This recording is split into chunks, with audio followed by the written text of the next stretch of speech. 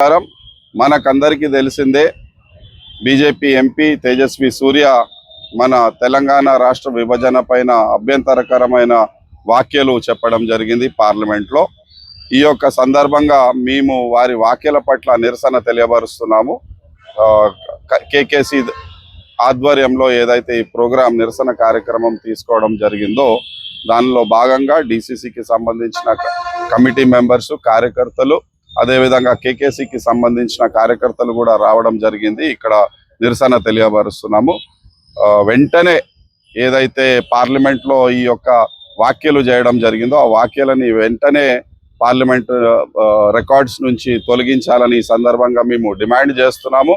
అదేవిధంగా తేజస్వి సూర్య గారికి హెచ్చరిస్తున్నాం, బిడ్డ నువ్వు తెలంగాణలో కాలుబెట్టి పనిచేస్తాము, అసలు నువ్వు ఎట్లా మా తెలంగాణ ఆకాంక్షని నువ్వు కించపరిచి ఏదైతే పార్లమెంట్లో మీరు మాట్లాడడం జరిగిందో అది చాలా అభ్యంతరకరమైన వ్యాఖ్యలు ఉన్నాయి.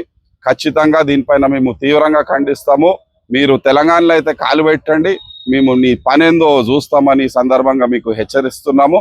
అదేవిధంగా ఏదైతే ఈ బీజేపీ ఎంపీలు ఉన్నారో 8 మంది ఎంపీలు మన తెలంగాణ రాష్ట్రం నుంచి పార్లమెంట్లో పంపించడం జరిగింది.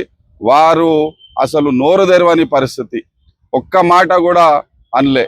దీంతో మనకేమో అర్థమవుతుందంటే ఇవంతా రాజకీయం చేస్తున్నారు.